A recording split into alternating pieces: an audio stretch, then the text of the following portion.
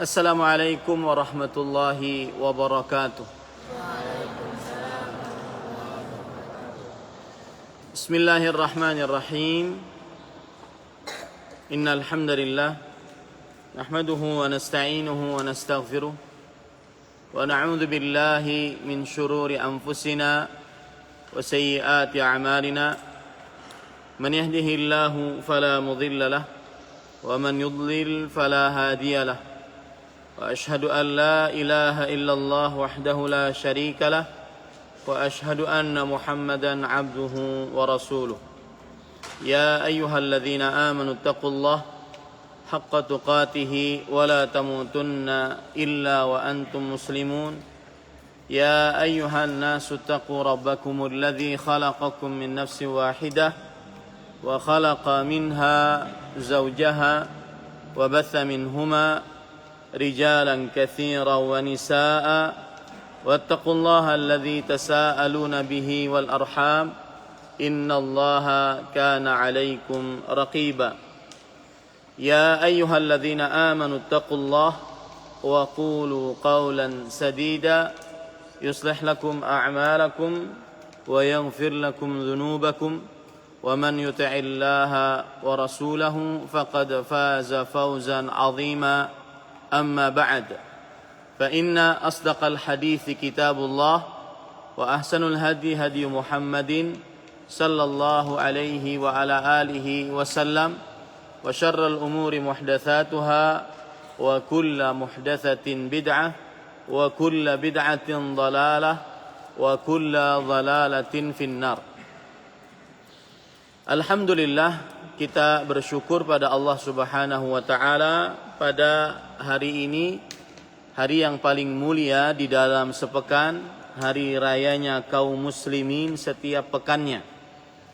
Hari Jumat 10 Jumadil Ula 1442 Hijriah. Kita dimudahkan oleh Allah Subhanahu wa taala untuk kembali duduk bersama di dalam rangkaian Ad-Daurah Asy-Syar'iyyah, kajian Islam intensif fi akhta'il musallin, dalam kesalahan-kesalahan orang-orang yang salat. Salawat dan salam semoga selalu Allah berikan kepada Nabi kita Muhammad sallallahu alaihi wa ala alihi wasallam, pada keluarga beliau, para sahabat, serta orang-orang yang mengikuti beliau sampai hari kiamat kelak. Dengan nama-nama Allah yang husna dan sifat-sifatnya yang ulia, kita berdoa, Allahumma inna nas'aluka ilman nafi'an wa rizqan tayyiban wa amalan mutaqabbala. Wahai Allah, sesungguhnya kami mohon kepada Engkau ilmu yang bermanfaat, rezeki yang baik, dan amal yang diterima. Allahumma amin. Ya Ustaz Kamal, sauti masmu' jayidan. Nah. Rafi, sauti masmu'. Nah. Taib. Para santri-santri sekalian, ahibati at-talabah hafizakumullah, para santri-santri sekalian yang saya cintai karena Allah, semoga Allah Subhanahu wa taala selalu menjaga kita. Ini adalah pertemuan yang ketiga di dalam Ad-Daurah Asy-Syar'iyyah fi Akhta'il Musallin. Dan pertemuan yang ketiga ini kita ingin membahas nomor 2 berkaitan dalam tempat sholat. Yakni apa saja kesalahan-kesalahan yang terjadi yang berkaitan dalam tempat sholat. Dan sebelumnya saya selalu mengingatkan agar selalu menjaga adab-adab di dalam majelis ilmu. Yang pertama yaitu mengikhlaskan niat. Mengikhlaskan niat artinya adalah meniatkan di dalam hati agar hilang kebodohan di dalam diri ketika menimba ilmu agama. Yang kedua adalah al-insat wal istima', benar-benar mendengarkan apa yang disampaikan oleh yang mengajar ilmu dan tidak bergerak hal-hal yang tidak bermanfaat kecuali untuk mendengarkan yang menyampaikan ilmu. Memperhatikan, tidak menoleh ke kanan ke kiri, tidak bercanda, tidak tidur, tidak mengantuk, memperhatikan dengan benar-benar perhatian. Kemudian adabnya yang ketiga yaitu selalu membawa pena, buku tulis, dan materi yang akan dipelajari. Sekarang jujur, bangun dan mengambil senjatanya. Jika ada yang tidak membawa pena, buku tulis, dan juga jurnal yang sudah dibagikan. Ada yang tidak bawa? Jika ada yang tidak membawa, maka segera ambil.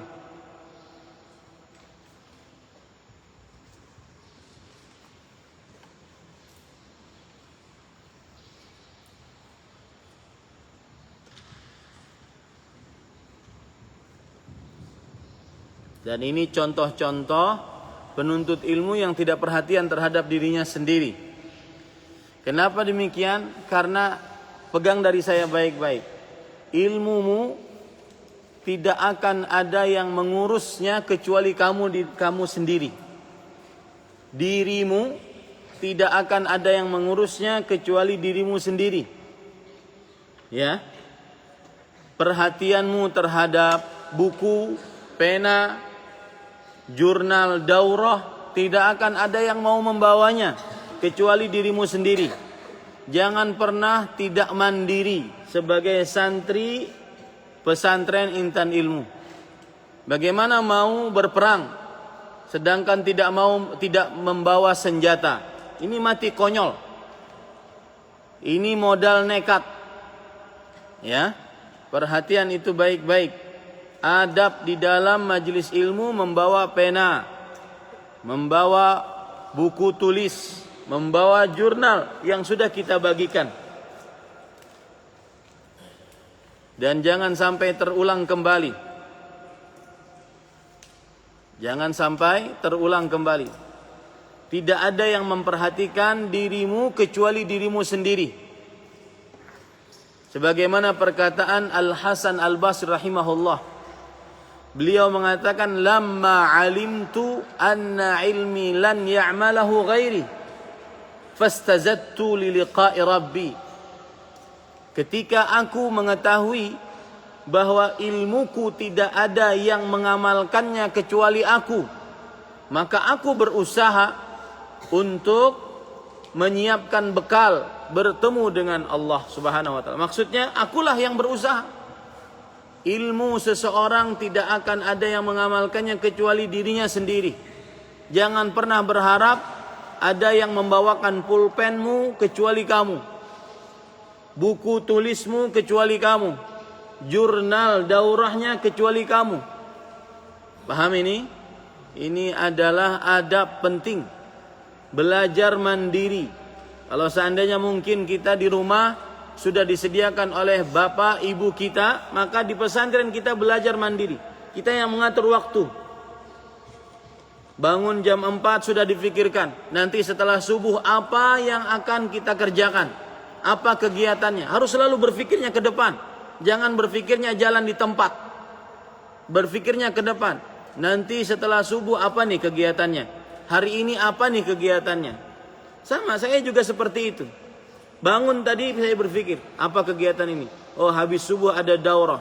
Daurah saya harus mempersiapkan ini. Bahkan bawaan saya banyak. Kamera saya kamera sendiri. Ya, ini untuk faedah kaum muslimin. Agar lebih banyak pahalanya kalau kita niatnya ikhlas karena Allah, bukan gaya-gayaan. Ini hati-hati. Ya, adab penting sekali dalam majelis ilmu. Jangan lupa, tidak ada yang mengurus dirimu kecuali dirimu sendiri. Tidak ada yang mengamalkan ilmumu kecuali kamu sendiri. Itu tulis baik-baik, pesan hari Jumat, hari yang paling berkah. Dari Al-Hasan Al-Basri rahimahullah yang saya nukilkan. Tidak ada yang mengamalkan ilmumu kecuali kamu sendiri. Tidak ada yang mengurus dirimu kecuali dirimu sendiri. Jangan sampai terulangi ini. Ya. Taib, para santri-santri sekalian yang saya cintai karena Allah, semoga Allah Subhanahu wa taala selalu menjaga kita. Sekarang dua berkaitan dengan tempat sholat. Artinya kesalahan-kesalahan yang berkaitan dengan tempat sholat. 2A, sholat menghadap ke tempat yang ada gambar-gambar, atau di tempat yang di dalamnya terdapat gambar-gambar, atau di atas sejadah yang bergambar. Gambar di sini macam-macam. Baik itu corak yang terlalu banyak, dan yang terlebih lagi adalah gambar makhluk hidup. Baik itu lukisan-lukisan yang terlalu menghilangkan kekhusyuan di dalam sholat. Maka ini dimakruhkan seseorang untuk sholat di tempat yang banyak gambar-gambarnya, atau sejadah yang ada gambar-gambarnya. Dimakruhkan seseorang untuk melakukan itu. Dalil yang menunjukkan akan hal ini adalah hadis riwayat Imam Bukhari dan Imam Muslim. Aisyah radhiyallahu anha pernah bercerita, qama Rasulullah sallallahu alaihi wasallam yusalli fi khamisah. Rasul sallallahu alaihi wasallam salat dengan menggunakan kain zata a'lam. Kainnya ada gambar-gambar. Entah gambarnya bagaimana, yang penting ada gambar. Falamma qadha salatahu qal. Setelah selesai salatnya, maka beliau bersabda, "Idhabu bihadhil khamisah." Pergi dengan bawalah kain ini ila Abi Jaham ibnu Hudzaifah. Bawalah kain ini kepada seorang yang bernama Abu Jaham bin Hudzaifah. Wa'tuni bi ambijaniyah fa innaha alhatni anifan fi salati. Dan bawakan kepadaku kain ambijaniyah. Apa itu kain ambijaniyah? Para ikhwan yang dirahmati oleh Allah, dia adalah kain yang tebal, yang tidak ada sama sekali gambar-gambarnya, polos. Ya, polos. Makanya begitu juga karpet-karpet di masjid. Lebih baik dijauhi karpet-karpet yang banyak ukiran-ukirannya, termasuk di dalamnya yang terjadi di Masjidil Haram dan Masjid Nabawi. Lebih baik dijauhi. Ya, ini para ikhwan yang dirahmati oleh Allah. Sesungguhnya hal tersebut sudah melalaikan aku dari solatku. Artinya kain yang banyak corak-coraknya seperti itu sudah melalaikan aku dari solatku. Nah, ini para ikhwah dalil yang menunjukkan bahwasanya dimakruhkan seseorang sholat di dalam tempat yang banyak gambarnya. Al-Izz bin Abdissalam rahimahullah mengatakan, sebagaimana yang disebutkan di dalam kitab Fatawa Al-Izz bin Abdissalam. Al-Izz bin Abdissalam adalah seorang ulama, bahkan dia disebut sebagai gelarnya Sultanul Ulama, rajanya para ulama. Beliau berkata, tukrahus salatu ala sujadatil muzakhrafah al-mulamma'ah. Dimakruhkan salat di atas sejadah yang banyak gambarnya dan sangat mengkilat. Ya. Wa kadzalika 'ala ar-rafi'atil fa'iqah. Demikian pula salat di atas sejadah yang tinggi tebal. Lianna salata hala tawadhu'in wa tasakkunin wa tamaskunin. Karena yang namanya salat itu orang sedang memperlihatkan tawadhu'nya, rendah hatinya, dan juga memperlihatkan kemiskinannya di hadapan Allah Subhanahu wa taala. Walam yazalin nasu fi masjid Makkah wal Madinah yusalluna 'alal ardi war ramal wal hasa tawadhu'an lillah.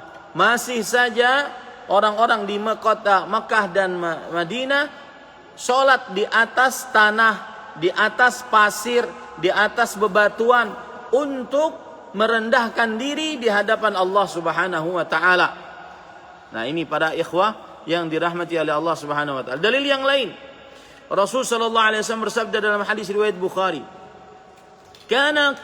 Anas bin Malik radhiyallahu anhu, pembantu Rasul sallallahu alaihi wasallam, beliau berkata, "Kana qiramun li Aisyah satarat bihi janiba baitiha. Faqala laha an-nabiy sallallahu alaihi wasallam, amiti anni fa innahu la tazalu tasawiruhu tu'radu li atau ta'ridu li fi salati." Ada kain horden yang dimiliki oleh Aisyah radhiyallahu anha. Beliau tutup sebagian sisi dari rumah beliau. Lalu Rasul sallallahu alaihi wasallam bersabda kepada Aisyah, istri beliau radhiyallahu anha warḍaha, cabut itu, lepaskan kain tersebut.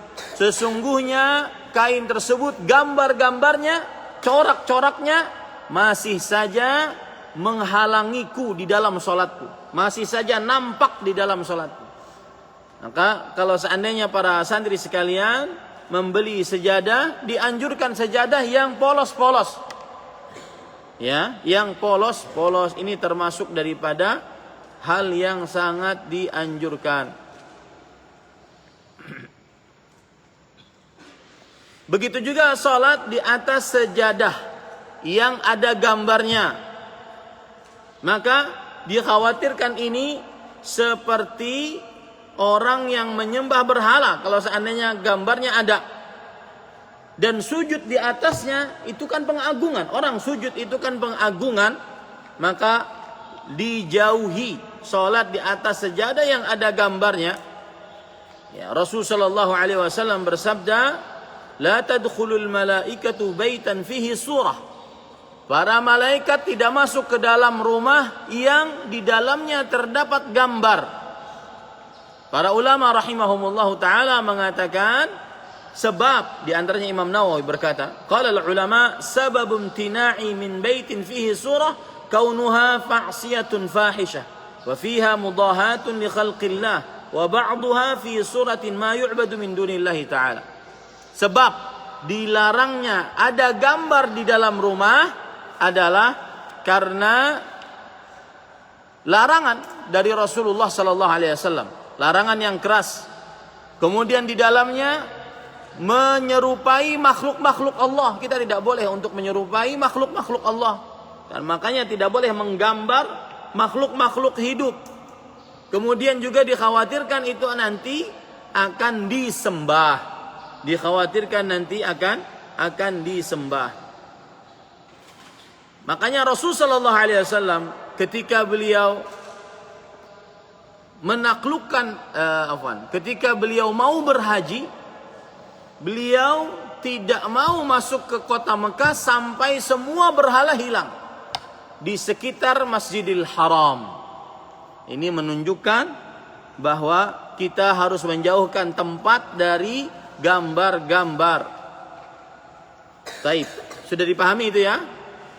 Sekarang para ikhwan yang dirahmati oleh Allah, makanya kita tidak boleh sholat di gereja yang di dalamnya terdapat patung dan gambar-gambar. Karena biasanya di gereja ada gambar lukisan Maryam alaihissalam atau yang disangka Maryam. Ada lukisan Isa atau yang disangka Isa.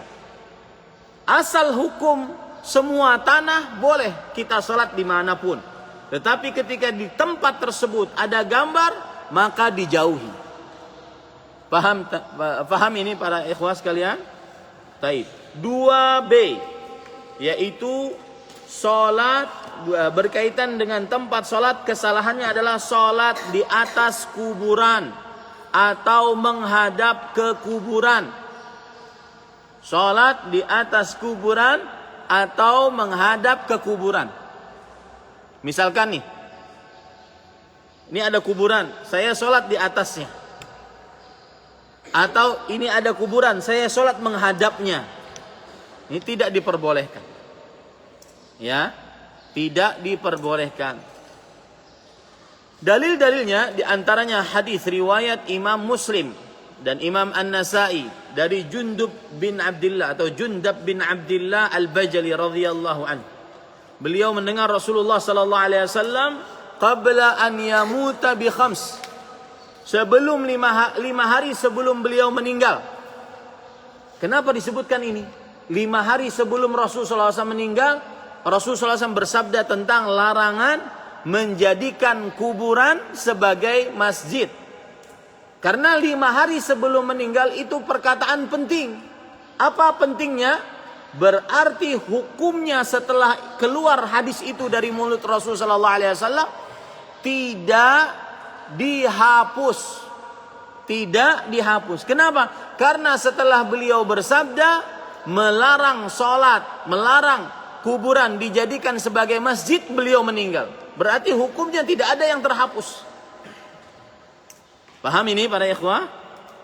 Dan yang kedua, kenapa penting penyebutan 5 hari sebelum beliau meninggal? Karena berarti itu adalah perkara yang penting. Karena beliau sebutkan di akhir-akhir hidup beliau. Wasiat yang penting agar umatnya tidak melakukannya. Karena beliau sebutkan di akhir-akhir hidup beliau. Ya, dalilnya lihat Rasulullah sallallahu alaihi wasallam bersabda, "Ala wa inna man kana qablakum kanu yattakhidhuna al-qubura anbiya'ihim masajida." Ingat baik-baik. Sesungguhnya siapapun sebelum kalian, mereka kebiasaannya menjadikan kuburan-kuburan nabi-nabi mereka sebagai masjid. Ala fala tattakhidhul qubura masajid. Ketahuilah, jangan jadikan kuburan-kuburan sebagai masjid. Fa inni anhaakum an dzalik. Aku melarang kalian melakukan itu. Saya pernah ke Palestina, kemudian pergi ke Masjidil Aqsa, kemudian juga pergi ke sebuah tempat yang sering terjadi konflik antara kaum Yahudi dengan kaum Muslimin. Di tempat tersebut ada masjid yang di dalamnya konon ceritanya ada kuburan para nabi. Nabi Ibrahim, Nabi Yunus, nabi-nabi banyak. Dan semuanya di dalam masjid. Dan itu terlarang. Itu yang dimaksudkan oleh Rasulullah SAW. Jangan jadikan kuburan-kuburan sebagai masjid.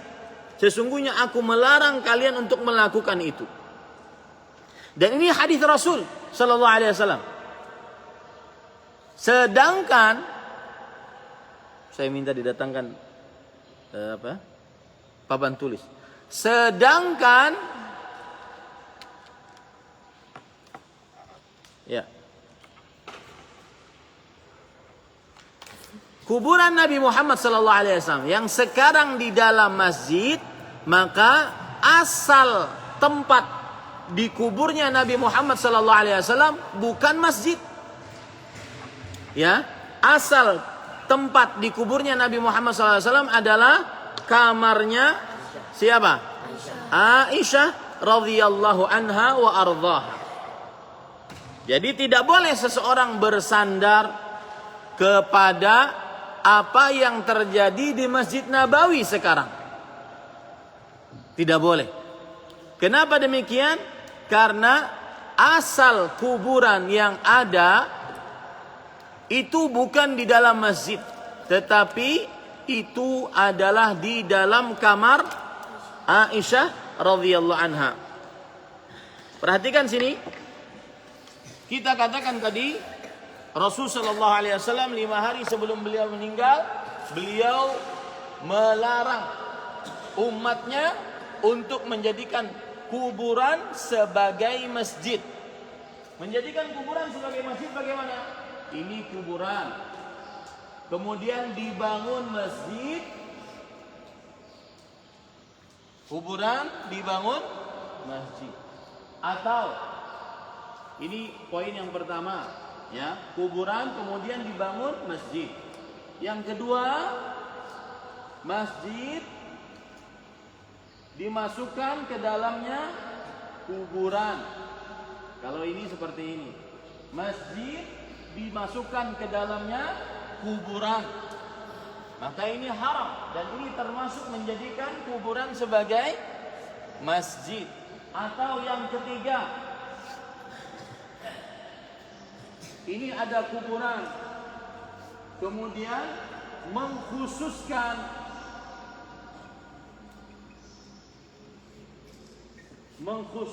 beribadah di kuburan tersebut, lebih khusyuk berdoa di kuburan tersebut, lebih bisa menangis berdoa di kuburan tersebut, memperbanyak zikir baca Quran di kuburan tersebut. Ini termasuk daripada menjadikan kuburan sebagai masjid. Termasuk di dalamnya juga sholat di samping kuburan, ya, mengkhususkan sholat di samping kuburan. Ini termasuk daripada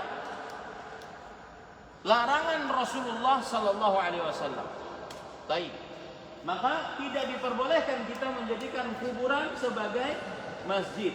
Atau termasuk di dalamnya yang keempat adalah sholat di dalam masjid, tetapi di sekitarnya terdapat kuburan. Ini masjid, kuburannya ada sebelah sini, atau sebelah sini, atau sebelah sini, atau sebelah sini, dan tidak ada pembatas antara masjid dengan tanah kuburan. Tanah kuburan dengan masjid satu. Maka ini diharamkan dalam agama Islam. Ya, ini diharamkan dalam agama Islam. Itu 4 gambaran menjadikan kuburan sebagai masjid. Yang pertama, kuburan kemudian dibangun menjadi masjid. Yang kedua, masjid kemudian dimasukkan ke dalamnya kuburan. Yang ketiga, kuburan kemudian beribadah, mengkhususkan ibadah di kuburan-kuburan tersebut. Ini diharamkan. Kemudian yang keempat adalah sholat di dalam masjid, tetapi di luar masjid. Masih satu tanah di dalam masjid, masih satu tanah dengan masjid, tidak dibedakan. Maka ini juga termasuk menjadikan kuburan sebagai masjid. Nah, kalau ada yang berkata, bagaimana dengan Masjid Nabawi, wahai Ustaz? Masjid Nabawi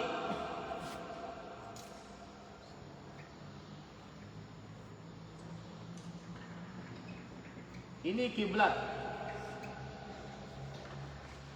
Kemudian ini adalah rumah Rasulullah sallallahu alaihi wasallam dan istri-istrinya. Ini adalah mimbar. Ini adalah raudhah yang dulu Masjid Nabawi. Rasul sallallahu alaihi wasallam bersabda, "Ma baina baiti," di antara rumahku, "wa mimbari," dan mimbarku, "raudhatun min riyadil jannah." Ada kebun dari kebun-kebun surga. Beginilah dulu gambaran Masjid Rasulullah sallallahu alaihi wasallam. Ketika Rasul sallallahu alaihi wasallam meninggal, beliau dikuburkan di kamarnya Aisyah radhiyallahu anha. Beliau dikuburkan di kamarnya Aisyah, ya, dan bentuknya begini sekarang. Ini anggap kamar Aisyah, ini kita perlebar, ya. Bentuknya seperti ini sekarang. Ini adalah kepala Rasulullah SAW, ini kaki beliau. Maka siapa yang ingin berziarah kubur di sini, dia mengucapkan Assalamualaikum warahmatullahi wabarakatuh. Di sini ada lubang persis bertepatan dengan kepala Rasulullah SAW. Kemudian di sini adalah kepala Abu Bakar As-Siddiq. Di sini adalah kepala Umar bin Khattab radhiyallahu anhu. Samping kanan, samping kanan, samping kanan. 3 kuburan. Di sini semua. Di zaman Rasulullah SAW dikubur, maka berarti ini masuk masjid tidak? Tidak. Karena masjidnya ini rumah Rasulullah SAW. Maka tidak bisa orang berdalih bahwa kami mengikuti apa yang terjadi di Masjid Nabawi. Ya, kenapa? Karena yang terjadi di Masjid Nabawi ini adalah bukan masjid, tetapi apa? Rumah Aisyah radhiyallahu anha. Itu yang pertama. Yang kedua, sekarang untuk Allah Subhanahu wa taala mengabulkan doa Rasul sallallahu alaihi wasallam. Doa beliau yaitu Allahumma la taj'al qabri wathana. Ya Allah, jangan jadikan kuburanku sebagai berhala.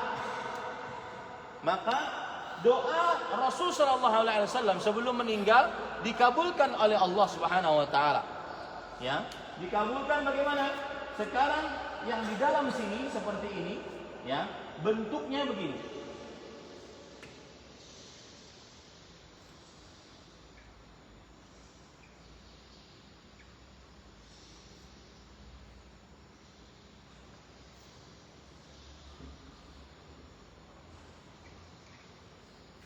Jadi benar-benar tertutup.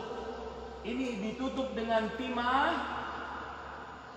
ya, yang tidak bisa dibuka sama sekali. Kemudian ini ditutup seperti ini. Jadi orang kalau sholat ke sini tetap dia tidak menghadap kepada kuburan. Kenapa? Karena bentuknya seperti ini. Tidak bisa menghadap kepada kuburan Rasul sallallahu alaihi wasallam. Sekarang di zaman sekarang ini sudah jadi masjid. Ini sudah jadi masjid. Di sini sholat, di sini sholat. Ya, ini sudah jadi masjid. Kapan ini dimasukkan ke dalam masjid? Tahun 88 Hijriah. Jauh setelah Nabi Muhammad SAW wafat. Di zaman para sahabat yang waktu itu sahabat Nabi masih hidup di kota Madinah, tidak ada yang berani melakukan perluasan. Mereka hanya melakukan perluasan di sini. Sini, kemudian sini, sini. Di zaman Utsman seperti itu, di zaman Umar seperti itu, sini lagi. Tidak ada yang berani memasukkan masjid rumah ini. Kenapa? Karena di dalamnya terdapat apa?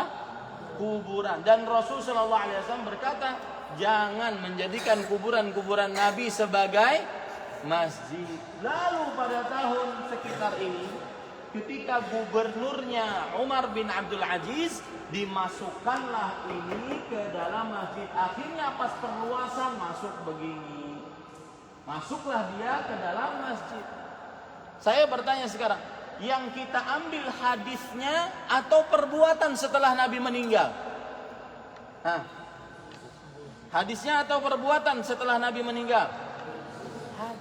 Hadisnya nanti kita akan baca, terlarang seseorang menjadikan kuburan-kuburan sebagai masjid. Ini para ikhwan yang dirahmati oleh Allah Subhanahu wa taala. Kepada yang nonton melalui Facebook, mohon maaf karena ini kamera sendiri, maka tidak bisa diarahkan ke papan tulis. Baik, para ikhwan yang dirahmati oleh Allah, dan dalil yang lain hadis riwayat Imam Bukhari dan Muslim dari Abu Hurairah radhiyallahu an. Rasul sallallahu alaihi wasallam bersabda, "Qatalallahu al-yahuda wan nasara ittakhadhu qubur anbiya'ihim masajid." Allah menghancurkan kaum Yahudi dan Nasrani yang menjadikan kuburan nabi-nabi mereka sebagai masjid. Nah, ini para ikhwan yang dirahmati oleh Allah Subhanahu wa ta'ala.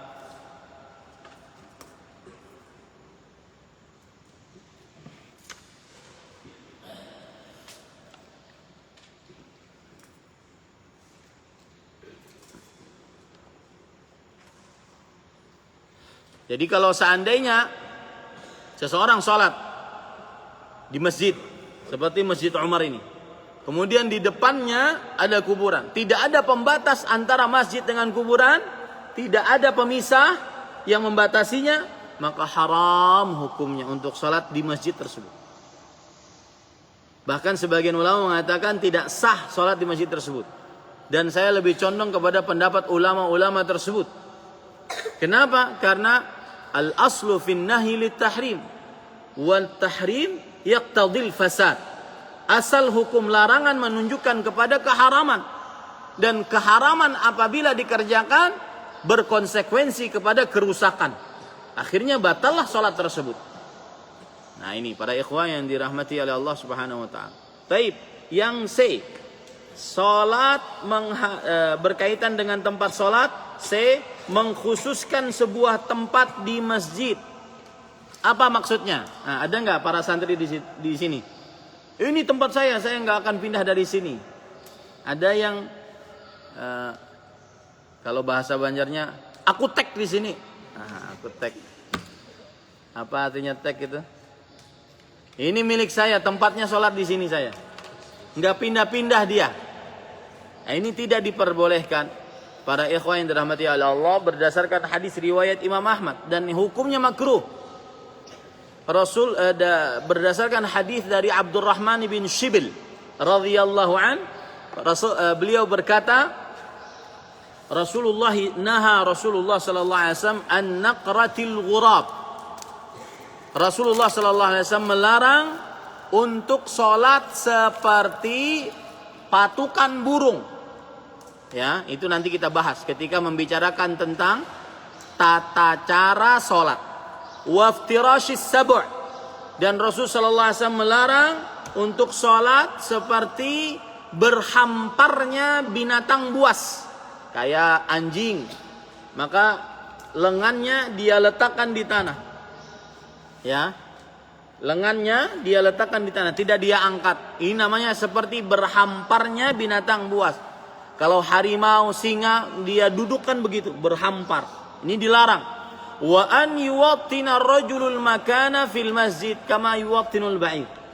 Dan dilarang dia mengambil sebuah tempat khusus di masjid sebagaimana onta mengambil tempat itu tertentu.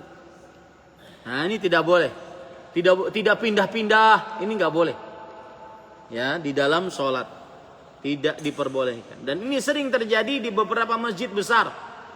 Seperti misalkan di Masjid Nabawi, saya sering memperhatikan. Dia letakkan sejadah di situ terus. Habis letakin sejadah dia kabur keluar. Ya, nanti baru mau iqamah baru dia datang. Ini tidak benar. Mengkapling tempat khusus di masjid tidak dibolehkan.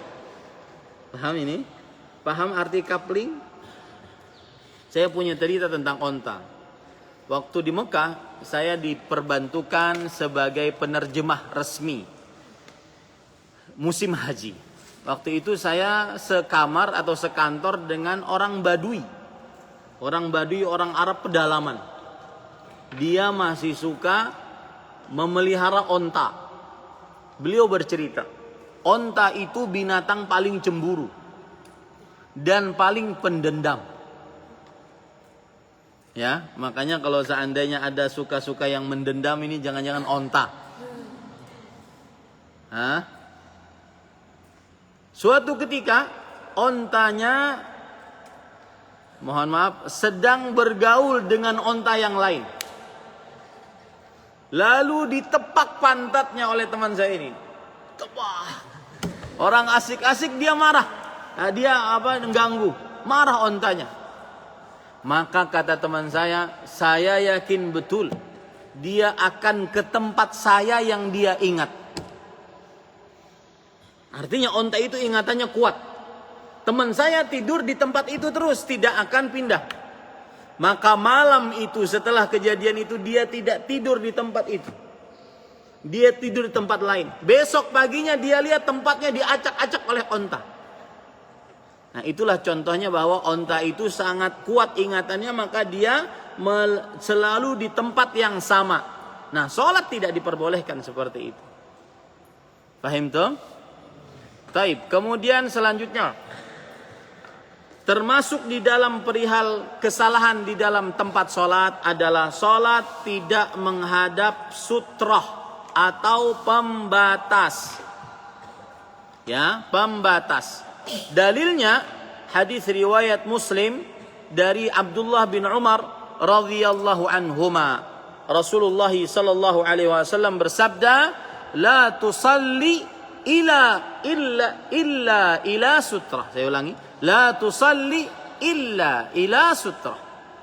Janganlah salat kecuali menghadap kepada sutrah. Apa arti sutrah? Sutrah itu pembatas.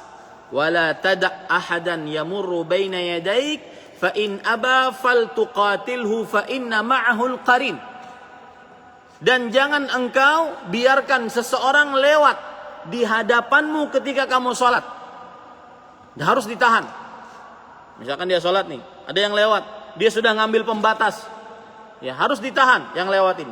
Kalau ingin lewat juga, maka harus dilawan.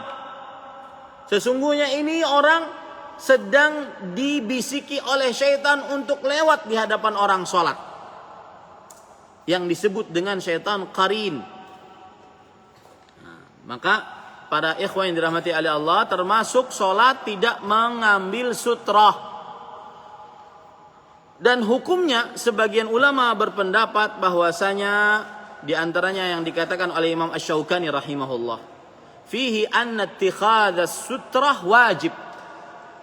Di dalam hadis ini mengambil sutrah hukumnya wajib. Sebagian ulama ada berpendapat seperti itu, dan saya lebih condong kepada pendapat ini. Ya. Berarti yang salat tidak mengambil sutrah pembatas di depannya, salat di tengah Masjid Umar misalnya. Ya, tanpa ada pembatas sama sekali. Maka ini termasuk dia berdosa. Kenapa? Karena dia tidak mengerjakan sebuah kewajiban. Nah, para ikhwan yang dirahmati oleh Allah Subhanahu wa taala, para sahabat dan Nabi Muhammad SAW, beliau senantiasa mengambil sutrah. Di antaranya Umar bin Khattab, ra'ani Umar wa ana usalli baina ustuwanatain fa akhadha biqafa'i wa fa adnani ila sutrah fa qala salli ilaiha. Lihat nih, dalam hadis yang diriwayatkan oleh Imam Bukhari, Umar bin Khattab, siapa beliau?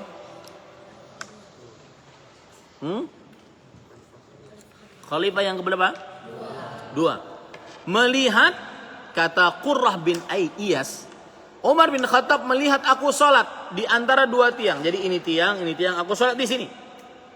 Berarti tanpa pembatas, tanpa sutra. Maka Umar bin Khattab mengambil ini qafaya, artinya tengkuku, kemudian dipindah ke tiang sebagai pembatas. Lalu Umar, padahal sedang sholat, Qurrah bin Iyas rahimahullahnya sedang sholat, tetapi dipindahin agar mencari sutra. Ya. Lalu Umar bin Khattab radhiyallahu anhu berkata, "Shalli ilaiha." Salat kamu menghadap sutra ini. Nah, ini menunjukkan para ikhwan yang dirahmati oleh Allah Subhanahu wa taala bahwa dianjurkan seseorang, diwajibkan seseorang, pendapat yang kita ambil, untuk salat menghadap apa? Menghadap sutra. Taib. Para ikhwah yang dirahmati oleh Allah Subhanahu wa taala,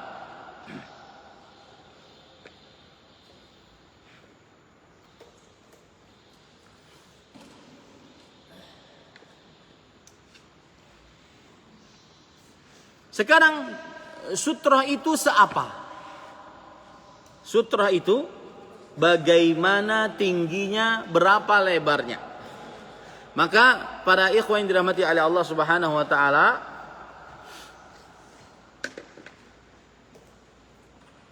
sutra itu tingginya seperti muakhiratul rahl. Apa itu muakhiratul rahl? Saya punya gambar muakhiratul rahl itu ini, seperti ini.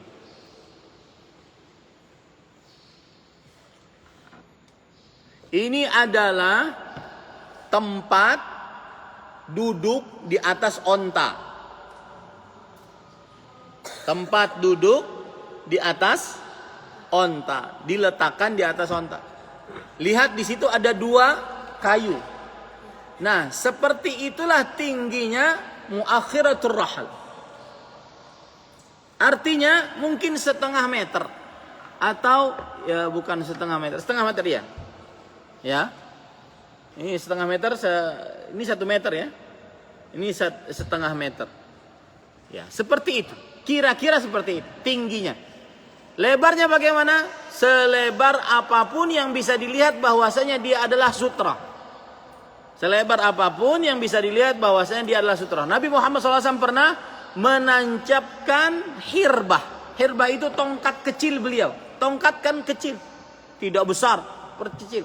Beliau letakkan di hadapan beliau ketika beliau sholat Idul Adha atau Idul Fitri.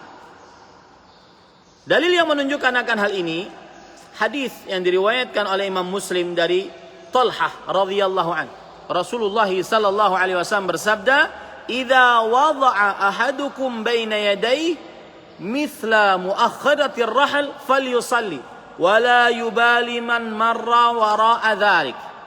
Jika salah seorang dari kalian salat di depan dia meletakkan di depannya seperti muakhiratur rahal yang saya contohkan tadi gambarnya, maka salatlah dia menghadap itu dan dia tidak peduli apa saja yang lewat di depan setelah sutrah tadi.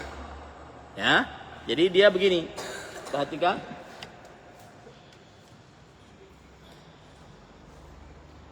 Ini sutrahnya. Dia salat di sini. Ya. Maka yang lewat di sini tidak ada urusan. Yang tidak diperbolehkan lewat di depan orang yang salat yang di depannya ada sutra. Paham ini? Jadi para santri sekalian, setelah pelajaran ini kalau ingin salat qabliyah, ba'diyah, maka diwajibkan mengambil apa? Mengambil sutra.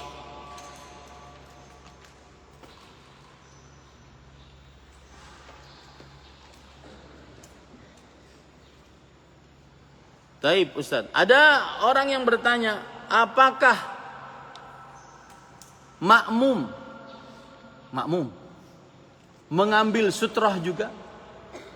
Maka para ikhwan yang dirahmati oleh Allah, di dalam salat berjamaah yang wajib mengambil sutrah adalah hanya imam. Yang wajib mengambil sutrah adalah hanya imam, ya. Sebagaimana yang dilakukan oleh Rasulullah sallallahu alaihi wa ala alihi wasallam.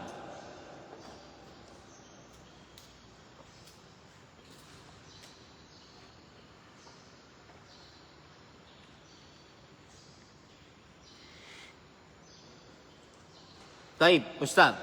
Kalau saya masbuk, makmum masbuk, imam kemudian salam, assalamualaikum warahmatullahi, assalamualaikum warahmatullahi. Lalu saya bangun menyempurnakan sholat saya, sedangkan di depan saya tidak ada sutra. Apa yang harus saya lakukan? Paham permasalahannya? Kalau saya bangun masbuk menyempurnakan sholat saya, otomatis di depan saya tidak ada sutra. Misalkan yang di depan saya yang tadinya makmum, dia pergi, tidak ada sutra. Faris Azka ngantuk. Ya. Inilah sebabnya saya tidak mengizinkan setelah subuh tidak ada kegiatan.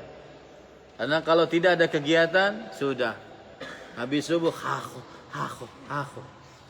tidur semua. Sedangkan seorang muslim dimakruhkan untuk tidur setelah sholat subuh, kecuali karena keadaan terpaksa, sakit, jaga malam, atau yang semisal. Paham tuh? Awang suara saya teriak-teriak begini saja masih ada. Hah?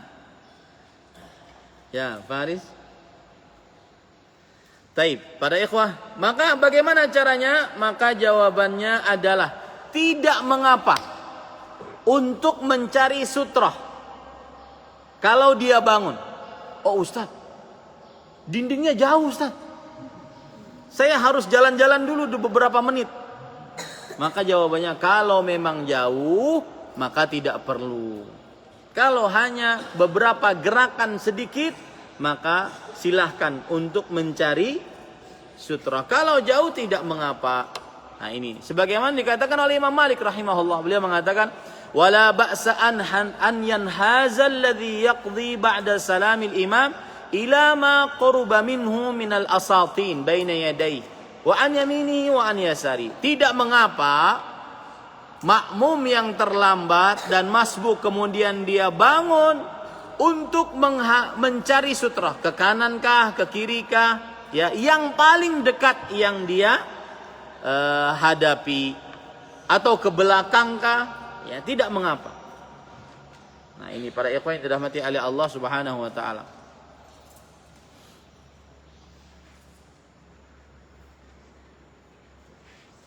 Taib. Itu yang bisa kita sampaikan para ikhwah yang dirahmati oleh Allah Subhanahu wa taala. Ada yang ingin bertanya? Naam. Biar saya mendengar.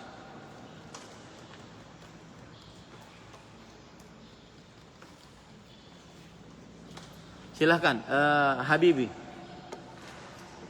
Ustaz, kalau misalkan masjidnya tuh kayak kita ini, masjidnya di lantai 2. Nah kalau misalkan di lantai 1-nya itu ada kuburan gimana?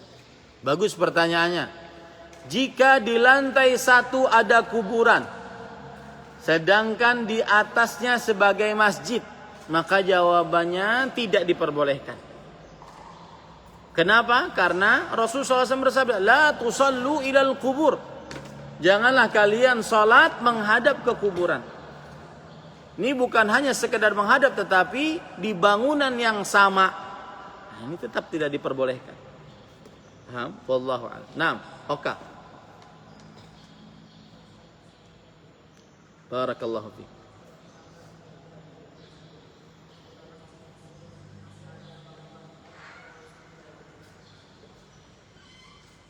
Di dalam masjid terdapat gambar-gambar.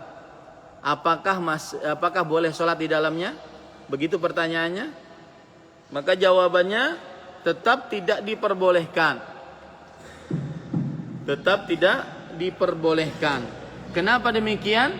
Karena kita dilarang untuk sholat, atau lebih tepatnya dimakruhkan untuk sholat di tempat yang ada gambar-gambarnya. Gambar-gambarnya di sini maksudnya adalah apalagi gambar makhluk hidup. Kalau corak-corak saja yang mengganggu itu dimakruhkan untuk sholat, apalagi sampai gambar makhluk hidup. Paham? Wallahu a'lam. Naam, Adrian. Ya Ustaz, assalamualaikum. Barakallahu fiik. Ustaz, kalau misalnya kita sholat di dalam rumah, ada buku yang ada gambarnya gimana?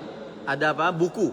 Tapi ada gambarnya. Ya, maka jawabannya usahakan buku tersebut disingkirkan dari tempat kita sholat, atau ditutup dengan sesuatu sehingga tidak terlihat saat sholat. Dan semestinya seorang muslim jangan memasukkan ke dalam rumahnya gambar-gambar makhluk hidup. Ya, buku tulis, ya, kemudian covernya, sampulnya gambar makhluk hidup, pemain sepak bola, artis, penyanyi, petinju, pebasket, ya, dijauhi. Mulai dari sekarang jauhi barang-barang yang di dalamnya terdapat gambar makhluk hidup, baik itu manusia ataupun hewan, atau gambar yang dianggap jin. Kan ada tuh yang kaos-kaos yang bermotif setan, bermotif jin, ifrit, kuntil anak. Nah ini tidak boleh dipakai, dijauhi. Karena tidak boleh memakai sesuatu yang bergambar. Rasulullah sallallahu alaihi wasallam melarang untuk menggambar. Paham ini? Wallahu alam. Naam. Silahkan Dika. Ya Ustaz, assalamualaikum. Wah, barakallahu fiik. Kan kadang di rumah itu ada foto-foto buat mengenang foto sama keluarga bisa. Itu boleh nggak Ustaz dipajang? Maka jawabannya adalah lebih baik dilepas Karena dikhawatirkan masuk ke dalam hadis tadi. La tadkhulul malaikatu baitan fihi surah. Para malaikat tidak masuk ke dalam rumah yang di dalamnya terdapat gambar. Meskipun fotografi yang menghasilkan foto itu tidak seperti seorang yang melukis. Jadi misalkan nih saya memvideo saya sendiri. Ya.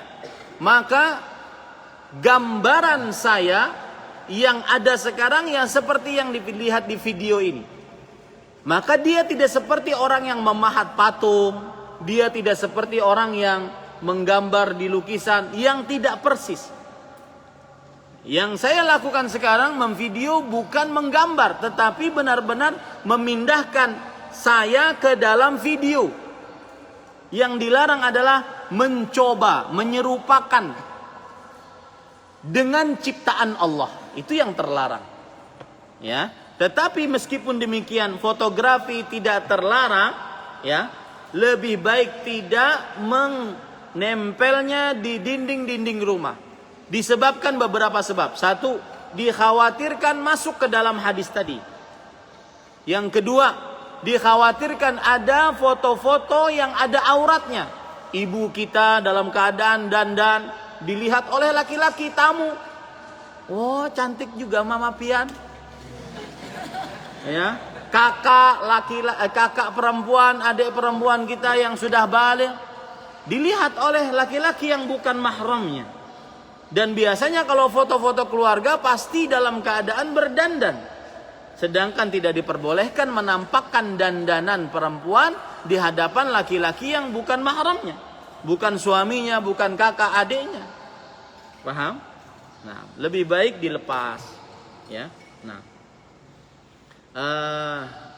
Baik, Capan. Gantian yang kelas 8 sekarang, Afwan Capan. Kelas 8, Rafi Ikhbar. Gantian antara kelas 8 dengan kelas 7.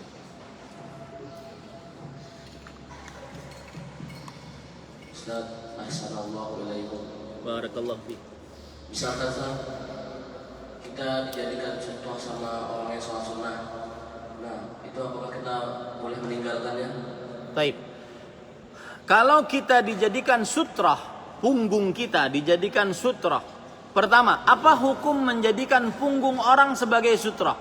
Jawabannya boleh. Ya. Jawabannya boleh menjadikan punggung orang sebagai sutrah. Yang kedua, kalau seandainya sutrahnya kabur, bagaimana sikap orang yang sholat?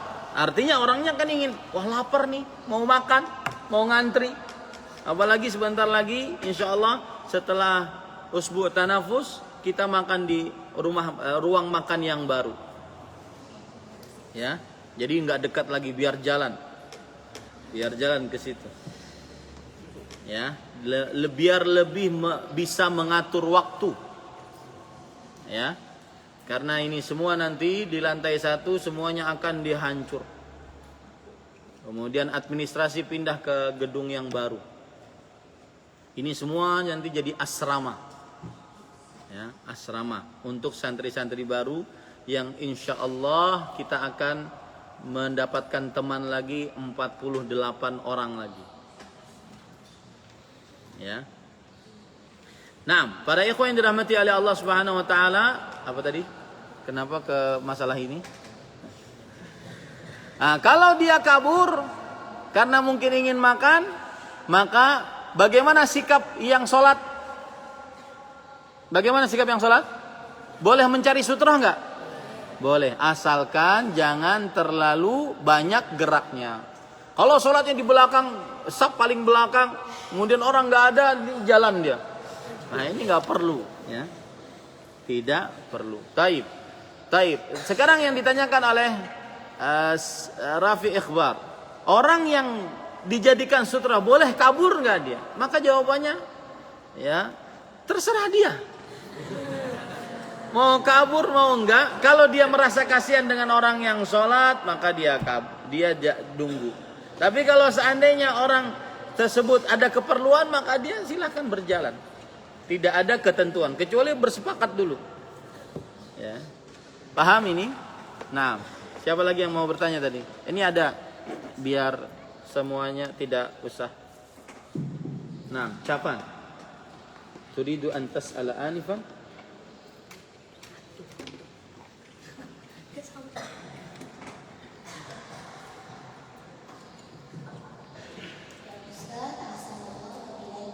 Barakallah.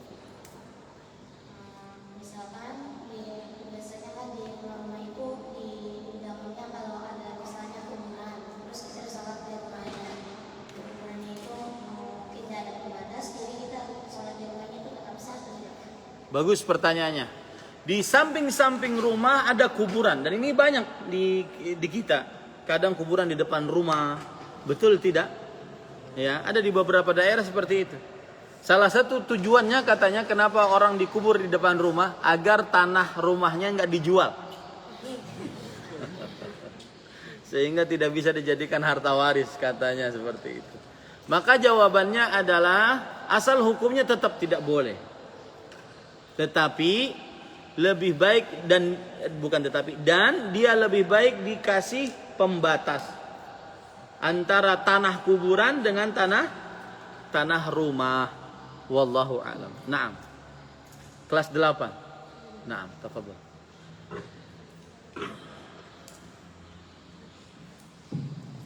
Ya Ustaz, ahsanallahu ilaik. Barakallah. Berapakah jarak antara seseorang dengan sutra? Bagus pertanyaannya. Maka jawabannya adalah dia mendekat. Bahasa hadisnya begitu. Wal yadnu ilaiha. Hendaklah dia mendekat ke sutra tersebut. Nah, terjadilah perbedaan pendapat di antara para ulama tentang mendekatnya ini. Berapa dekat dia mendekat? Berapa jarak dia mendekat?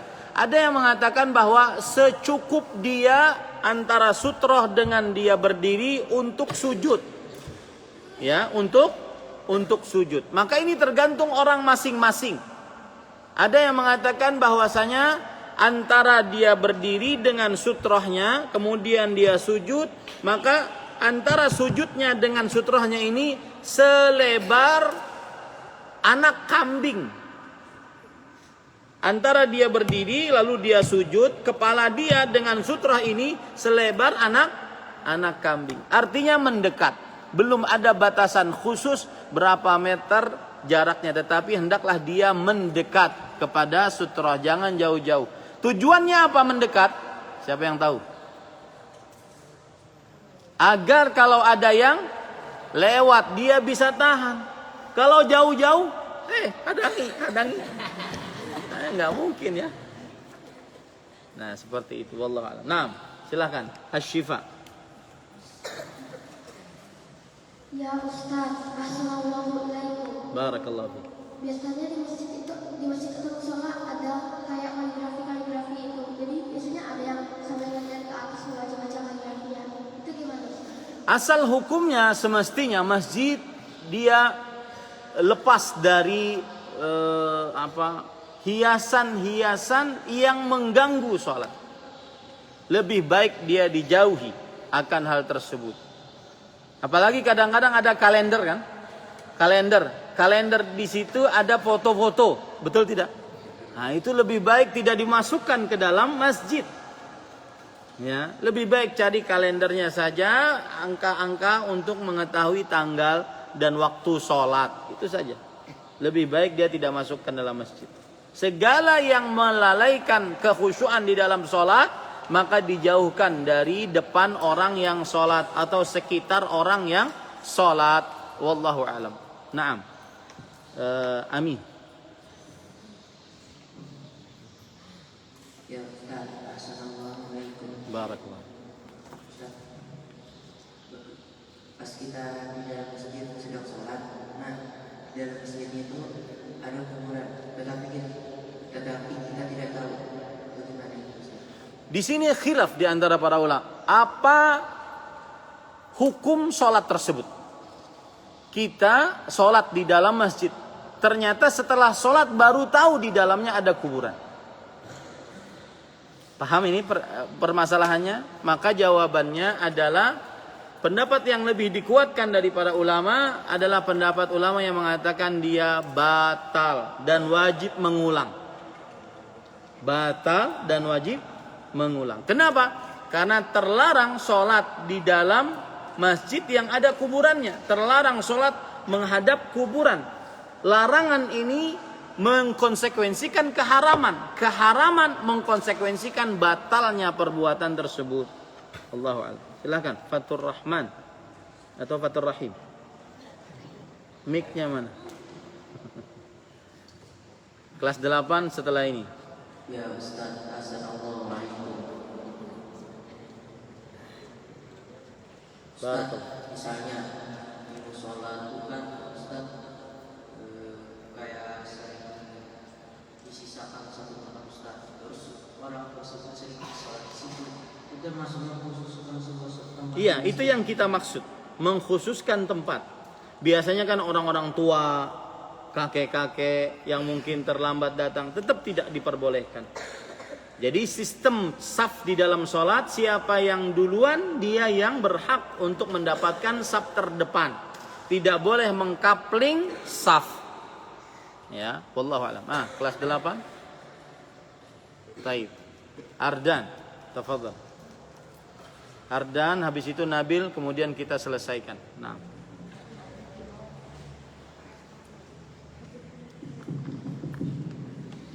Ya Ustaz, Assalamualaikum. Barakallahu fiik. Ustaz, kan ada Ustaz dari sebagian masjid ada yang disediakan karpet sedarah kayak gini, tapi karpet itu bercak banyak. Itu kan hukumnya makruh. Tapi kalau kita tutup dengan sajadah kita yang polos, itu gimana Ustaz? Kalau kita tercatat melakukan perbuatan makruh? Jadi begini, kita ketika sholat di masjid yang masjidnya tersebut ada karpet, kemudian ada corak-coraknya, gambar-gambarnya. Seperti terjadi di Masjid Nabawi, Masjidil Haram. Maka pada saat itu yang sholat tidak mengapa, tidak berdosa atasnya. Kalau seandainya keadaannya memang sudah demikian. Ya. Tetapi semestinya kalau seandainya kita sholat sendirian, kita berusaha, maka carilah yang menjauhkan pandangan kita dari gambar-gambar. Ya. Ini kadang-kadang di masjid, di sajadah kan ada yang satu gambar Masjid Nabawi, yang satu gambar Masjidil Haram. Ya, maka lebih baik tidak memakai seperti itu. Yang polos lebih utama agar tidak mengganggu sholat kita atau mengganggu kekhusyuan sholat kita. Allahu a'lam. Nah, tafadhal. Ya Ustaz, Assalamualaikum. Barakallah. Gimana kalau sholat di tanah yang dulunya dijadikan tempat kuburan? Bagus pertanyaannya. Bagus pertanyaan. Cuma saya berharap para santri Intan Ilmu harus berbicara dengan baik, bahasa Indonesia yang baik dan benar. Gimana itu bukan bahasa Indonesia yang baik dan benar. Tetapi apa? Bagaimana hukum sholat di tanah yang dulunya kuburan? Maka jawabannya bagus ini. Kalau seandainya ya dulunya kuburan, setelah itu tidak ada lagi wujud kuburan tersebut. Setelah itu tidak ada lagi wujud kuburan tersebut, maka tidak mengapa. Mungkin karena sudah terlalu lama, sudah tidak dianggap kuburan lagi, maka tidak mengapa. Berarti dia sudah menjadi tanah biasa.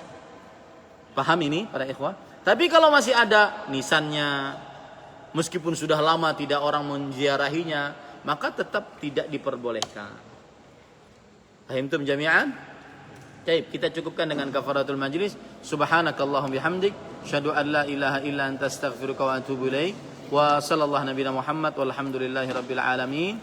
Wassalamualaikum warahmatullahi wabarakatuh.